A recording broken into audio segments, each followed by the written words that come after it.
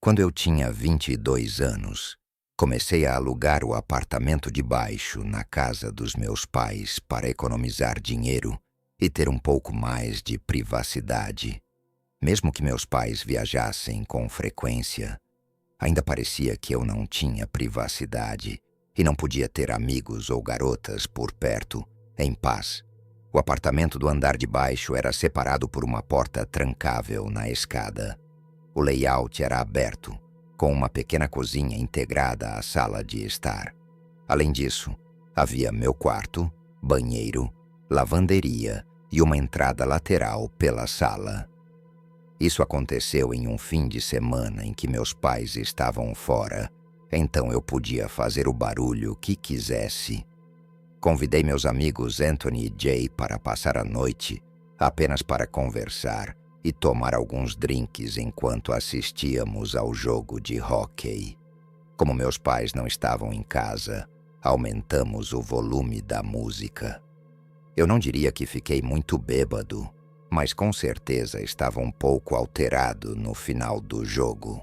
Eu costumava deixar a porta entre meu apartamento e o andar de cima destrancada quando meus pais não estavam lá, já que não precisava me preocupar com eles descendo de repente. Guardávamos as bebidas na geladeira do andar de cima porque era maior e mais conveniente. Como meus amigos dirigiram até minha casa e haviam bebido, decidiram dormir lá. O sofá era enorme e dava para dormir confortavelmente. Depois de uma noite longa, desejei boa noite e fui para o meu quarto. Algumas horas depois, acordei no meio da noite ao ouvir passos no andar de cima. Parecia que alguém estava andando por lá.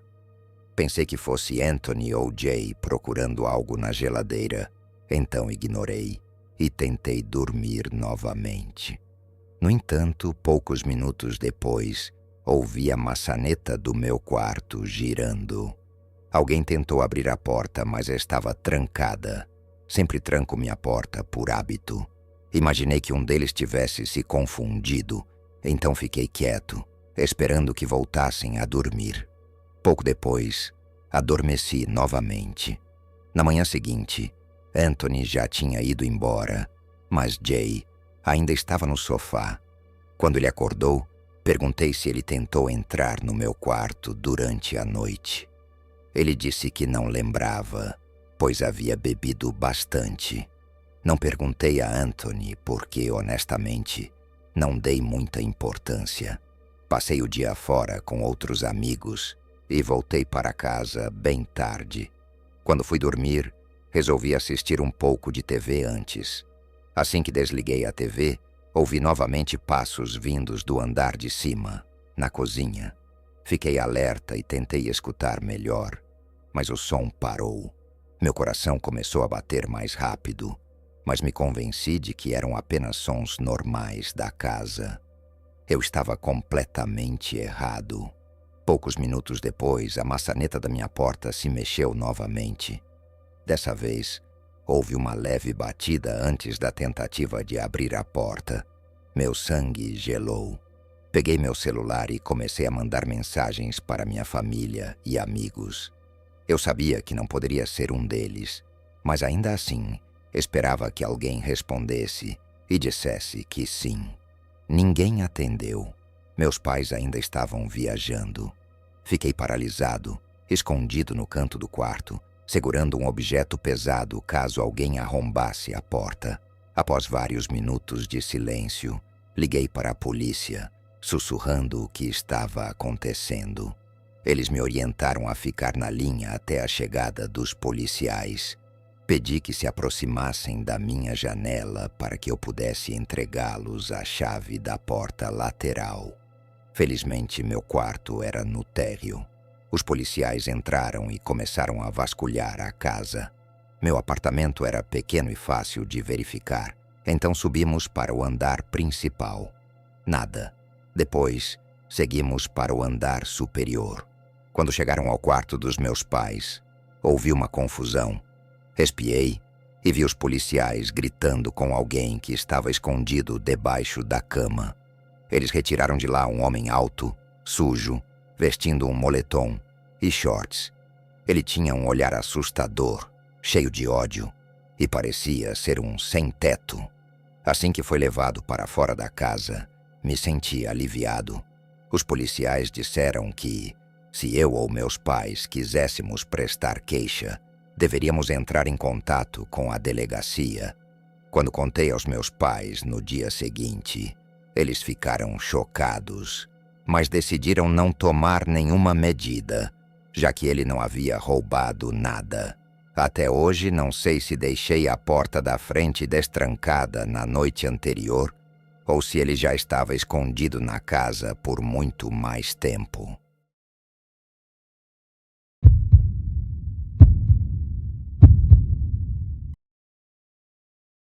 Eu sempre amei o silêncio. Mudei para uma cabana pequena no interior do estado de Nova York há cerca de 5 anos, longe do caos da cidade. O lugar é grande, isolado, e a floresta se estende muito além da minha propriedade. O vizinho mais próximo fica a quilômetros de distância, e os únicos sons que se ouvem são o vento nas árvores e o canto ocasional de um pássaro ao longe. É tranquilo, e é assim que eu gosto. A pesca é minha paixão. Passo a maior parte do tempo no lago que fica logo atrás da minha casa. É o lugar perfeito para escapar de tudo. Não me importo em ficar sozinho. Na verdade, eu gosto. A cabana tem um grande deck que dá vista para a floresta. Costumo sentar ali com uma cerveja gelada na mão, observando o sol desaparecer atrás das árvores e ouvindo os sons noturnos da mata. Sempre foi pacífico, até recentemente. Tudo começou há cerca de 2 semanas. Eu estava no deck, como de costume, apenas olhando para a escuridão quando ouvi algo. O estalo de um galho ao longe. Não dei muita importância.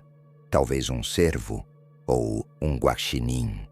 A floresta é cheia de vida, e eu já me acostumei com os ruídos ao longo dos anos.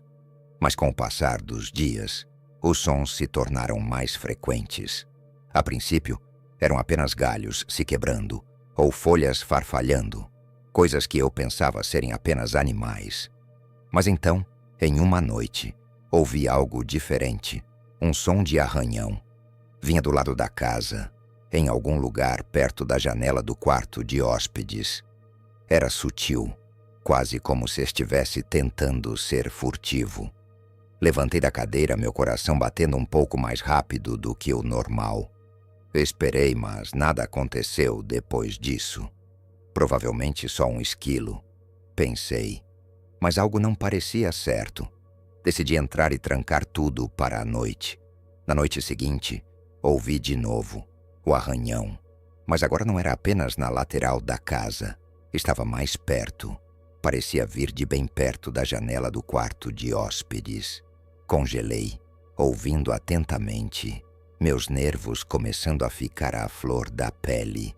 Não conseguia explicar, mas algo parecia errado. Fui até a janela e afastei ligeiramente a cortina para ver o que havia lá fora. A luz da lua iluminava as árvores, lançando sombras longas pelo quintal.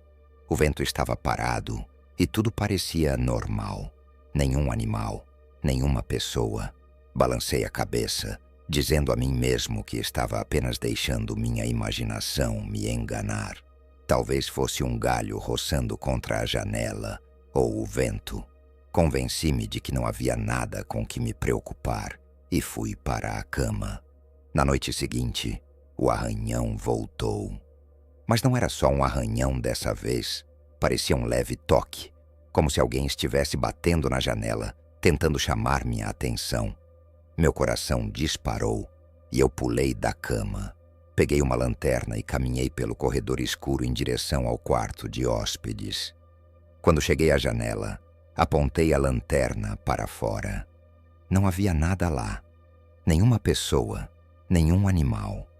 Apenas a mesma floresta vazia. Mas eu não conseguia me livrar da sensação de que não estava sozinho. Não sabia explicar, mas algo estava errado. O ar ao meu redor parecia pesado, sufocante. Voltei para a cama, mas não consegui dormir.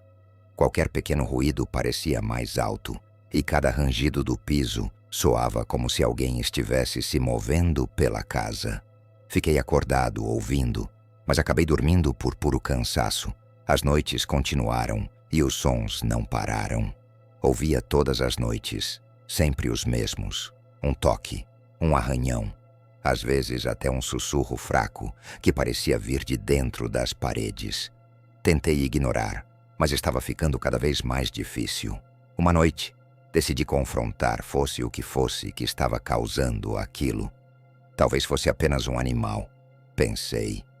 Um guaxinim ou outro bicho qualquer que tivesse encontrado um jeito de entrar. Peguei um pé de cabra no galpão nos fundos, achando que seria uma boa ideia ter algo caso as coisas ficassem estranhas. Fui até o quarto de hóspedes e abri a porta com cuidado. O ar lá dentro parecia parado, como se ninguém tivesse entrado ali há anos. Eu não usava aquele quarto fazia meses. Apontei a lanterna pelo cômodo, movendo devagar, verificando cada canto, embaixo da cama, atrás da cômoda. Nada. Fiquei parado por um momento, me sentindo um idiota. Não havia nada ali. Era só o mesmo quarto de sempre, vazio. Mas quando me virei para sair, notei algo. A porta do armário estava ligeiramente entreaberta. Não me lembrava de tê-la deixado assim. Meu estômago revirou. Caminhei devagar até lá e puxei a porta. Não havia nada dentro, mas ao apontar a lanterna para o canto do armário, vi algo estranho. Um pequeno pedaço de tecido preso na parede. Era escuro, rasgado, quase como um pedaço de roupa. Minha respiração travou na garganta. Minha mente disparou. Alguém esteve aqui? Alguém entrou no meu quarto. Recuei do cômodo, meu coração martelando no peito. Bati a porta com força e tranquei. Eu não podia ficar naquela casa por mais um segundo. Saí para fora, esperando que o ar fresco clareasse minha mente. A escuridão da floresta parecia se fechar ao meu redor, mas tentei ignorar. Talvez fosse apenas minha imaginação. Talvez o isolamento estivesse começando a me afetar. Dormi no sofá naquela noite, com um taco de beisebol ao meu alcance. Mas não ouvi nada, nenhum arranhão, nenhum toque. O silêncio era quase silencioso demais. Na noite seguinte decidi ser corajoso. Ia dormir na minha cama e não deixaria isso me assustar para fora da minha própria casa. Mas quando estava prestes a pegar no sono, ouvi novamente o toque, toque, toque. Contra a janela. Meu coração disparou. Peguei a lanterna e corri para o quarto de hóspedes, sem me importar com o barulho dos meus passos. Dessa vez, quando puxei a cortina, não vi apenas a floresta. Vi uma sombra. Alguém estava parado do lado de fora da janela, mal visível na pouca luz. Fiquei paralisado, meu sangue gelando nas veias. Me virei, minha mente girando. Quem era aquela pessoa? O que queria? Eu não queria acreditar, mas não dava mais para negar. Alguém estava lá fora e estava me observando. Corri para o telefone e disquei 911, minhas mãos tremendo tanto que mal consegui digitar. A atendente atendeu e eu mal consegui falar de tanto pânico. Alguém está do lado de fora da minha casa, eu disse. Acho que ainda estão aqui. Passei meu endereço e me disseram que enviariam alguém imediatamente. Desliguei e olhei ao redor. Eu precisava sair. Não podia ficar ali.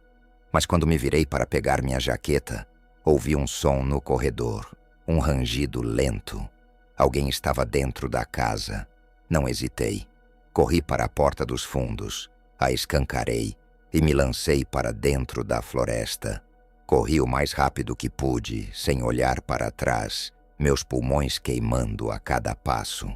Quando alcancei a borda da propriedade, vi as luzes piscantes das viaturas policiais ao longe. Diminui o passo, meu corpo tremendo, e me escondi atrás de uma árvore, observando. Os policiais chegaram à casa, armas em punho, vasculhando o local. Mas eu não esperei para saber o que encontrariam. Não podia. Eu sabia que, fosse o que fosse que estava ali, não tinha terminado. Eu não estava seguro ali. Nunca mais voltei. Acompanhei o caso com a polícia para avisá-los de que eu estava bem, para que não saíssem me procurando. A cabana Arce ainda está lá, sozinha na floresta, mas não parece mais um lar. Toda vez que fecho os olhos, ainda ouço o som. Toque, toque, toque. Eu não sei quem estava na minha casa, ou o que queriam, mas sei de uma coisa. Eles estavam esperando por mim, e ainda estão.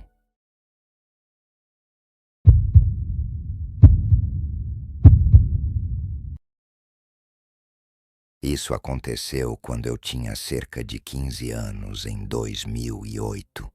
Meus pais saíram para o cassino naquela noite, então fiquei sozinha em casa com minha cachorra, Abby. Era por volta das 11 da noite e eu estava no computador, conversando com amigos no Messenger e assistindo a vídeos no YouTube. Enquanto digitava, ouvi Abby latindo na sala de estar. Achei que fossem meus pais chegando e esperei. Depois de 1 minuto de latidos contínuos e sem o som da porta se abrindo, fui até a sala para verificar.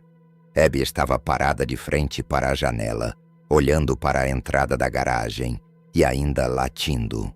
A casa estava escura do lado de fora, então não conseguia ver nada. Olhei pela janela e só vi o carro dos meus pais parado ali. Então sabia que ainda não tinham chegado. Achei que talvez Abby tivesse escutado um carro passando na rua, já que morávamos em uma avenida movimentada. Voltei para o computador, mas comecei a ouvir pequenos ruídos ao redor da casa.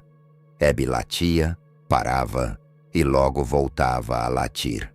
Foi quando ouvi um som vindo da porta da sala, algo como um leve bater ou um ruído de algo se mexendo.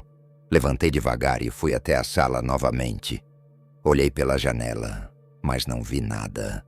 Comecei a ficar nervosa e evitei olhar pelo olho mágico, com medo de ver algo assustador do outro lado.